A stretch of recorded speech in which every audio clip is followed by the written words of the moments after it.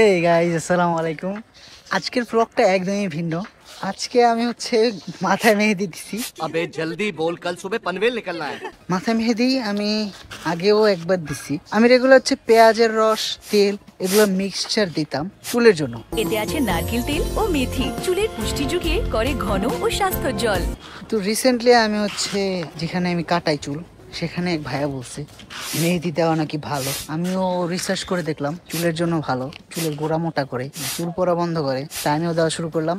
जोर जोर से बोल के लोगों को स्कीमें बता दे।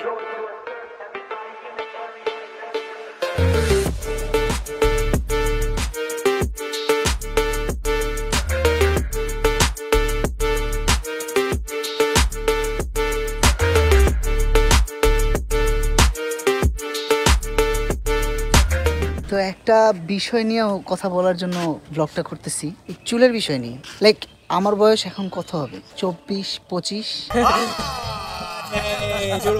এই বয়সে আমার ফ্যামিলি যারা মেম্বার্স, পুরুষ মানুষ যারা আছে আমার বয়সের মধ্যেই তাদের চুল অলরেডি পড়া শুরু করে দেয়, অলরেডি টাক হয়ে যায়। তো সেক্ষেত্রে আমি ভিন্ন, আমি বেঁচে গেছি। এখন জানি না সামনে কি হবে, চেষ্টা করতেছি যাতে সামনে এমন কিছু না হয়। এই জন্যই চুলের এত যত্ন করা। দেখা আপনি লাপরওয়াহি কা নতিজা।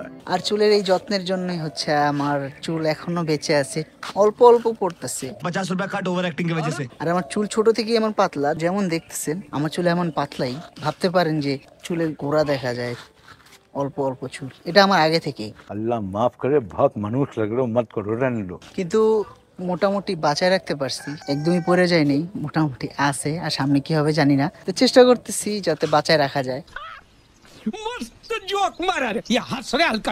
তো যেটা বলতে চাচ্ছিলাম যে আমার ভাইয়েরা, আমার বড় ভাই, এখানে পিকচার আছে দেখতে পারবেন আমার সাথে, আমার বড় ভাই, তারপর আমার সেজো ভাই, আমার মেজো ভাইয়ের চুল মোটামুটি আবার আছে। এছাড়া আমার দুই ভাই ছাড়া মোটামুটি সবার চুলই নাই। সবার চুল বলতে দাদা, আব্বু, চাচা, ভাইয়া, যাদের বলতেছি সবার চুল নাই, টাক হয়ে গেছে। টাক মাথার দিন শেষ, রিজেন্ট হেয়ারের বাংলাদেশ। তো আমিও ভয়ে আছি, এই জন্যই চুলে যত্ন করা শুরু করতেছি, দেখি কি হয়। আজকের ব্লগটা এই পর্যন্তই। ভালো লাগলে লাইক, কমেন্ট, শেয়ার করবেন। আর যদি কোনো স্পেসিফিক কোনো কিছু নিয়ে ব্লগ চান তাহলে কমেন্ট করবেন, জানাবেন। আর আমার ব্লগ কেমন লাগে জানাবেন অবশ্যই। আর সাবস্ক্রাইব করবেন, ফেসবুকে দেখে থাকলে ফলো করবেন, কমেন্ট করে জানাবেন। Thank you so much. আল্লাহ হাফেজ।